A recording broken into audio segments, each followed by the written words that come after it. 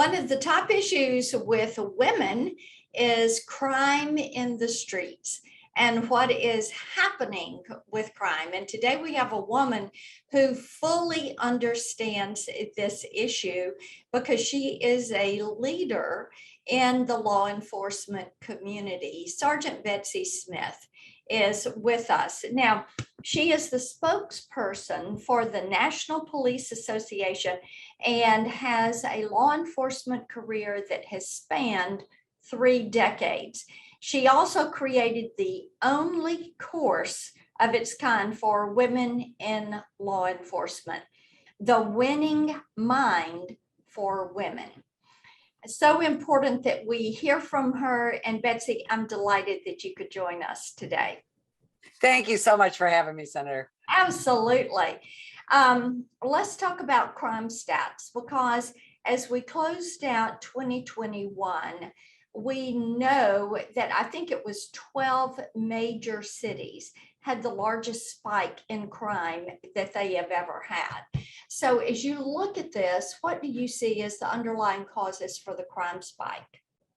Well, we've had this war on cops, and quite frankly, the war on the justice system, really since 2014, since the justified police shooting of Michael Brown. But for the last 19 months, since the death of George Floyd, we have had this vilification of law enforcement, along with the deprosecution, the refusal to prosecute violent criminals, and a host of other, quite frankly, all left-leaning policies that have allowed violent criminals back on the street, have allowed police officers to be vilified. And so many police officers have left the job or gone to other areas of the country where they are going to be better appreciated.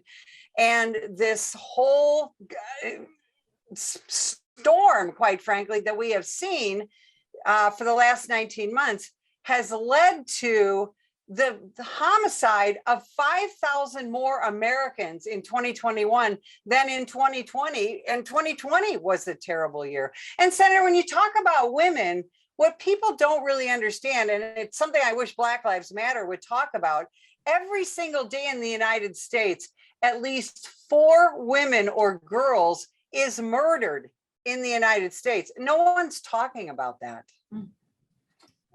That is an interesting stat. And of course, we all want our communities to be safe. And as I said, one of the top issues that I hear from women is about crime in the streets. And they talk a lot about drugs. They talk a lot about human trafficking and sex trafficking and the gangs that are now running rampant in some of the major cities. And some of the police officers have told me that with these lax policies, when they apprehend someone, take them in and they're booking them before they can finish the paperwork, the person is back on the streets.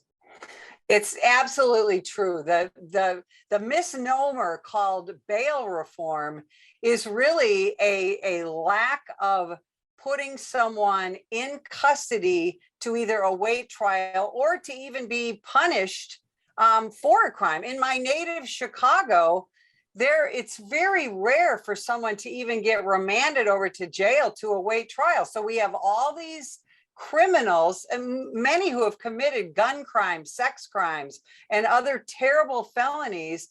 They are released with no bail, and they maybe have an ankle bracelet to monitor them, but they are back on the streets to offend again and again and again. And especially when we talk about the victimization of women and young girls, it's not just on our city streets, but also where I live now. I live 80 miles from the southern border.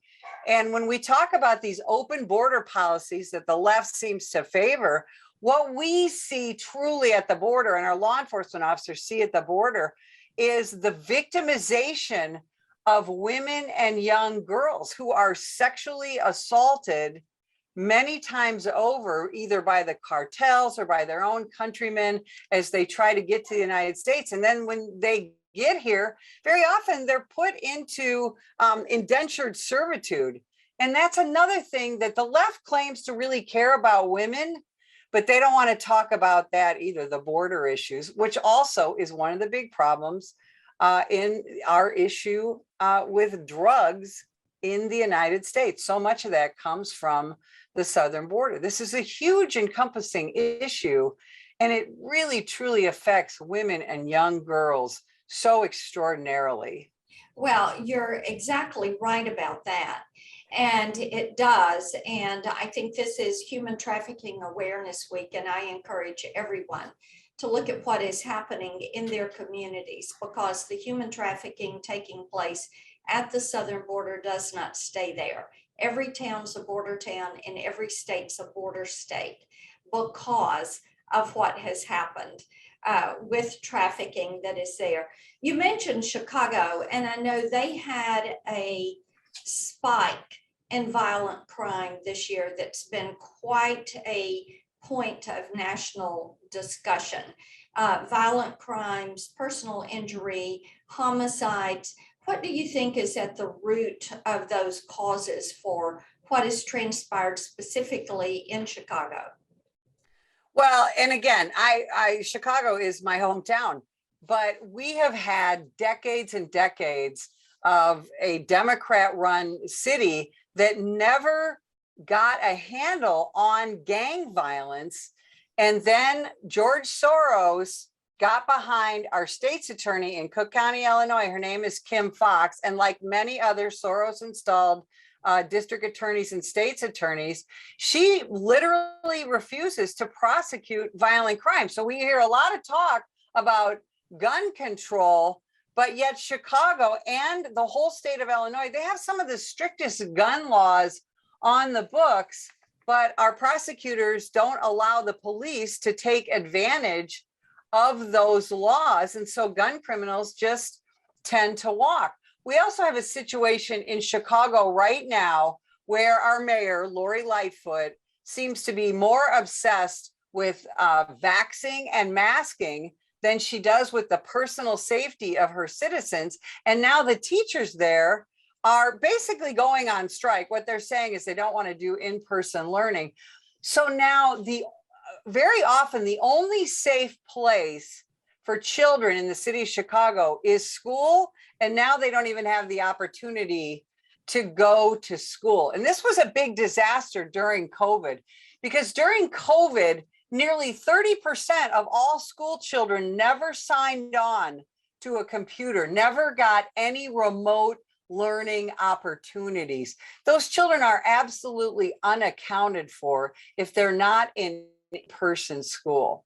So there are so many issues in the city of Chicago, but it all goes back, not to politicize it, but quite frankly, it all goes back to the fact that Chicago and the state of Illinois are run by extreme far left politicians who want to keep their own jobs and don't really want to help their communities. Mm-hmm.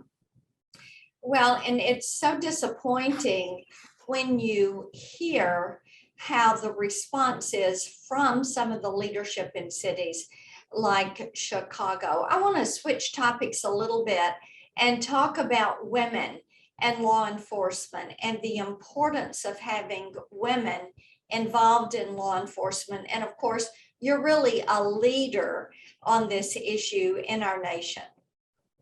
I started on my own police department in 1980, and I train police officers internationally now.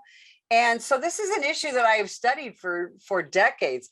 And women in law enforcement in the United States are about 10 to 12% of the entire police force. Now, we understand that not everybody is attracted to a career in law enforcement, especially these days, but women are so valuable in law enforcement because, we're really good at what we do. When we stand there next to our brothers in law enforcement, prepared to risk our lives to keep our communities safe. And women have some fantastic natural abilities. We are excellent at community policing. We are excellent at de-escalation. We are excellent in doing so many things that right now you're hearing a lot of talk about. So we've got to work harder to recruit and retain women in the law enforcement profession, not to just benefit the profession, but of course, ultimately to benefit our communities. We've got to take advantage of the natural abilities that women have.